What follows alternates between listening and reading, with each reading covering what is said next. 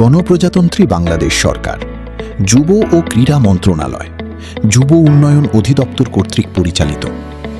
Digital দক্ষতা উন্নয়ন এবং যুব সমাজের কর্মসংস্থান নিশ্চিত করার লক্ষ্যে যুব ও ক্রীড়া মন্ত্রণালয় ও যুব উন্নয়ন অধিদপ্তরের উদ্যোগে বাস্তবায়িত হচ্ছে দেশের ৬৪ জেলায় শিক্ষিত কর্মপ্রত্যাশী যুবদের ফ্রিল্যান্সিং প্রশিক্ষণের মাধ্যমে কর্মসংস্থান সৃষ্টি শীর্ষক প্রকল্প। দেশের শিক্ষিত বেকার যুবকদের দক্ষ মানব সম্পদে পরিণত করা এবং ফ্রিল্যান্সিং খাতে কর্মসংস্থানের সুযোগ সৃষ্টি করাই এই প্রকল্পের মূল লক্ষ্য। প্রকল্পটির বাস্তবায়নকারী প্রতিষ্ঠান হিসেবে দায়িত্ব পালন করছে ই-লার্নিং অ্যান্ড আর্নিং লিমিটেড। সপ্তম ব্যাচের প্রশিক্ষণ কার্যক্রমে অংশগ্রহণের লক্ষ্যে দিনাজপুর জেলায় মোট 1020 জন শিক্ষিত কর্মপ্রত্যাশী যুব আবেদন করেন। আবেদনপত্র যাচাই বাছাই শেষে 699 জন প্রার্থীকে লিখিত পরীক্ষায় অংশগ্রহণের জন্য প্রাথমিকভাবে নির্বাচিত করা হয়।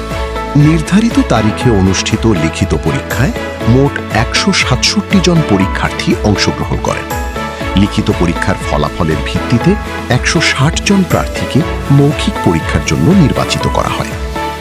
লিখিত ও মৌখিক পরীক্ষা কার্যক্রমে উপস্থিত থেকে সার্বিক তদারকি ও দিক নির্দেশনা প্রদান করেন জনাব মোহাম্মদ গোলাম মোস্তফা, উপসচিব, যুব ও ক্রীড়া মন্ত্রণালয়, জনাব মামুন হাসান চৌধুরী, উপপরিচালক, অতিরিক্ত দায়িত্বপ্রাপ্ত, যুব উন্নয়ন অধিদপ্তর, দিনাজপুর, জনাব মোহাম্মদ সিদ্দিকুল হোসান, সহকারী কমিশনার ও এক্সিকিউটিভ ম্যাজিস্ট্রেট, জেলা পরিষদে কার্যরত, দিনাজপুর।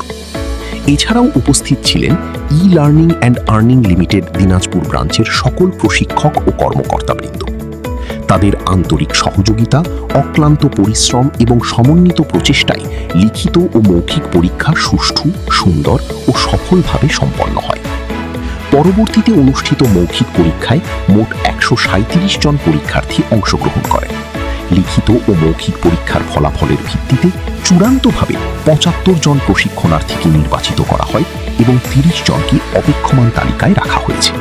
আমরা বিশ্বাস করি এই প্রশিক্ষণ কার্যক্রমের মাধ্যমে নির্বাচিত যুবরা তথ্য প্রযুক্তি ও ফ্রিল্যান্সিং খাতে নিজেদের দক্ষ করে গড়ে তুলবে এবং আত্মকর্মসংস্থানের মাধ্যমে দেশ ও জাতির উন্নয়নে গুরুত্বপূর্ণ অবদান রাখবে।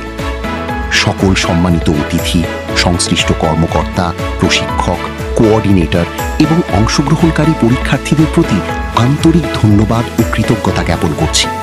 সকলের সহযোগিতা, আন্তরিকতা ও সম্মিলিত প্রচেষ্টায় এই নির্বাচন কার্যক্রম সফলভাবে সম্পন্ন হয়েছে।